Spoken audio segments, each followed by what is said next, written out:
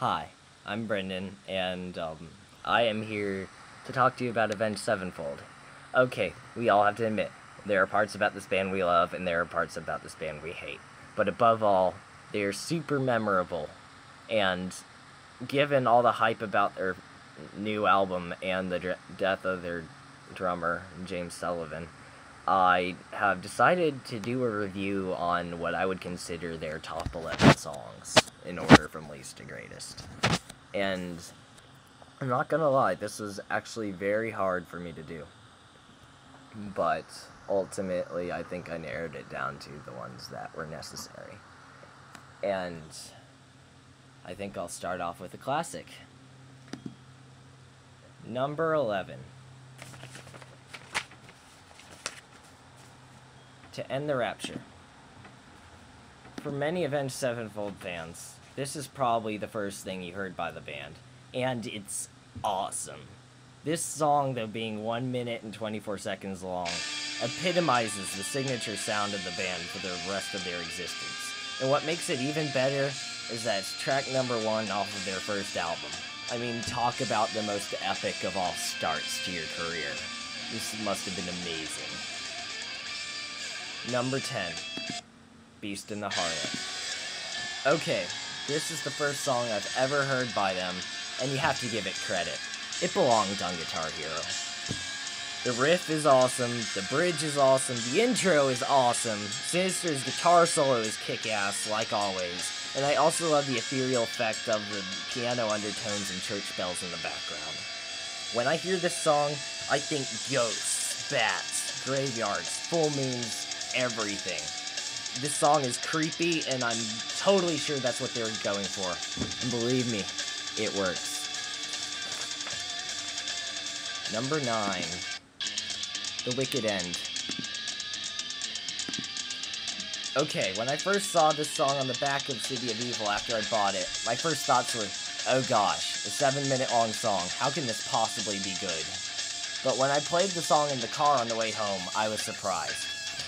Okay, it starts off with a split second of silence, then boom! Bass solo! Hello! That's something you've never heard from Avenged Sevenfold before at this point. And then the song dives headfirst into a signature Zacky vs. Sinister guitar duel. It's awesome. Number 8. Unholy Confessions. Okay, you do not know Avenged Sevenfold unless you know Unholy Confessions. The riff is pretty much the battle cry of both the band and the metalcore genre as it is. I mean, this song propelled A7X into stardom and got them on Warped Tour for the next 2 years. And it influenced metalhead kids all over the world to learn how to play it on guitar. And evoked the very image of the Death Bat, which is Avenged Sevenfold's legendary mascot, in the mind of every listener. This song is Avenged Sevenfold.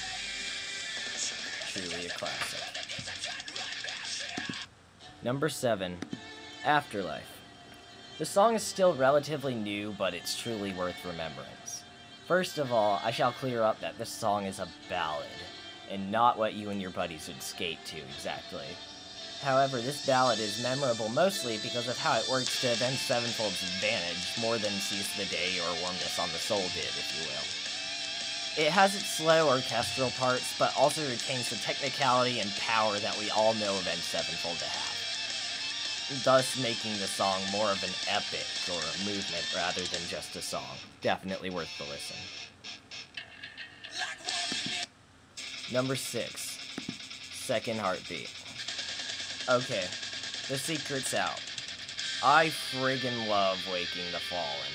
I'm so partial to this album, it's ridiculous. I believe it is the peak of the band, and Second Heartbeat, in addition to Unholy Confessions, is a pretty good example of what I mean. There is moderate technicality prevalent in the song. Matt does a decent job on vocals, and overall, this song just runs smoothly together, and it makes it catchy, and that's really where all of its likability comes from. Alright, number 5. Scream.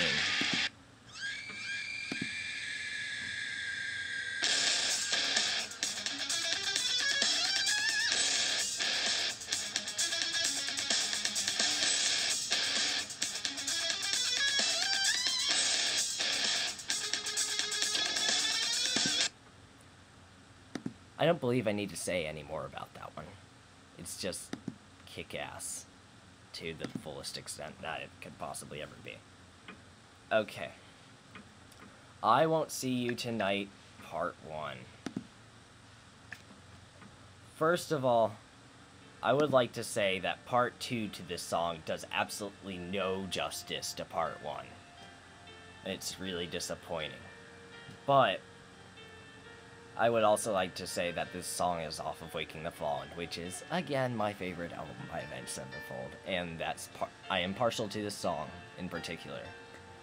Part 1 begins with the soft vocals and progresses into a signature ballad that Avenged Sevenfold fans can't help but whip out their lighters and bawl their eyes out while in the presence of this song's majesty.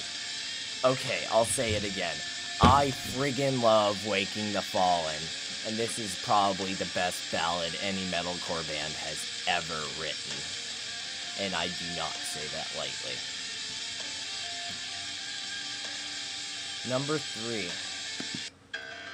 Fiction. Interesting choice because it's off of Nightmare, which is a brand new album. But it's commendable nonetheless.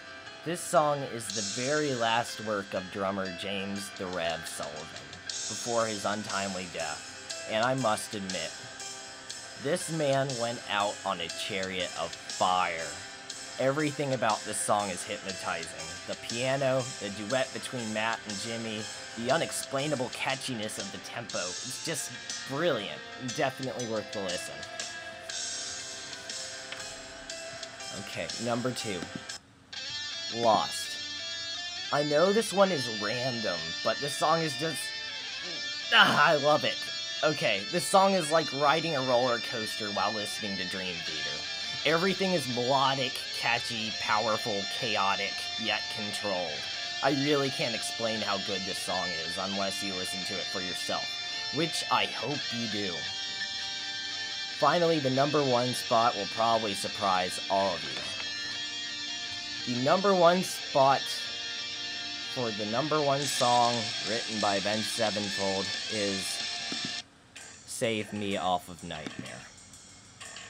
I know, A, it's off of Nightmare, which would be a random location for an all-time favorite given how new the album is. B, it's 10 minutes long, and Avenged Sevenfold's lengthy prog odysseys aren't exactly their strong point. C, it doesn't have the radio time that songs like Backcountry do. But my point is that none of this matters. Save Me is the most brilliant, technical, epic, thought-provoking song this band has ever written, and they have made it clear that this is the direction they will continue to take in the future. I challenge anyone out there to listen to this song and find something wrong with it. I seriously doubt that you will.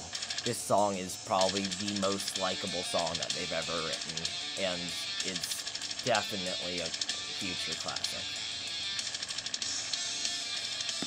So there you have it.